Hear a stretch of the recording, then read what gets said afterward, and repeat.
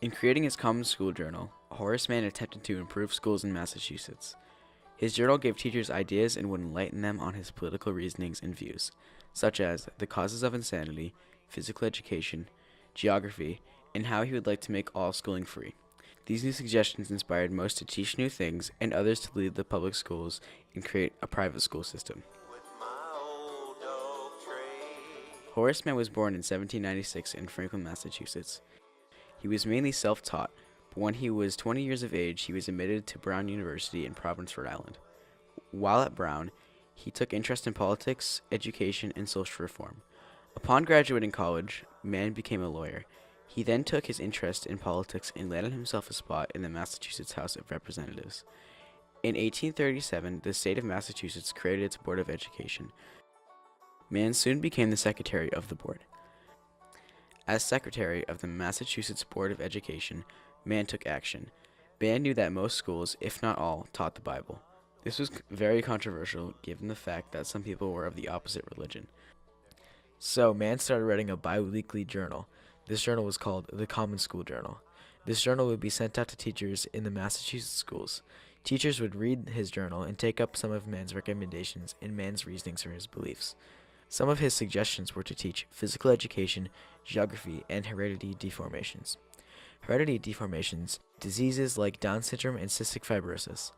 Some of the topics Mann covered would be things like Romanism, women's rights, and female education, and the Bible in our common schools. Romanism is the teachings of Roman Catholic beliefs. Upon teachers teaching in his style, Mann was happier with some of his schools.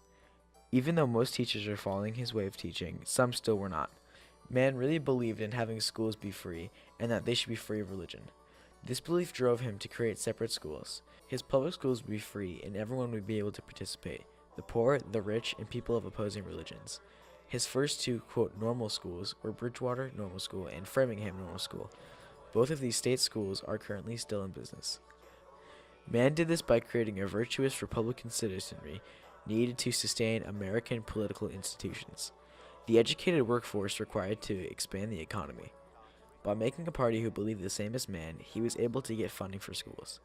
Mann took his, quote, gospel of education and spread it around, causing people to take notice. Mann then would take out the untrained teachers and he trained them with his journal.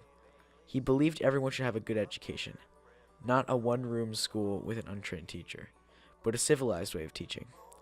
Making a stand for the people who either could not afford school or felt uncomfortable going to school because of religion issues.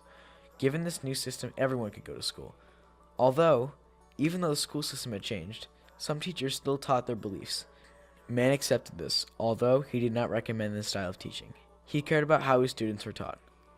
Mann's stand ultimately made the school system better. Making the schools available to all kids in all religions was a great idea. To list some of the schools inspired/named after Horace Mann: Horace Mann Elementary School, Franklin, Massachusetts; Horace Mann School in the Bronx; and Horace Mann School for the Deaf and Hard Hearing in Allston, Mass. Throughout Mann's research, he found how little people cared about education. He also learned that the only way to create a proper democracy is through a proper education. For Mann, democracy was not battering at the doors of education.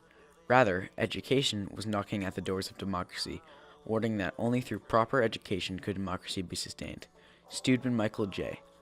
Mann took education at an uneasy time. As a Whig politician, Mann was alarmed by intemperance, and he was concerned for his culture and distressed by the excesses he sensed in the rapid democratization of American society in the antebellum era. He thus stood as a political figure somewhere between the reactionary and revolutionary.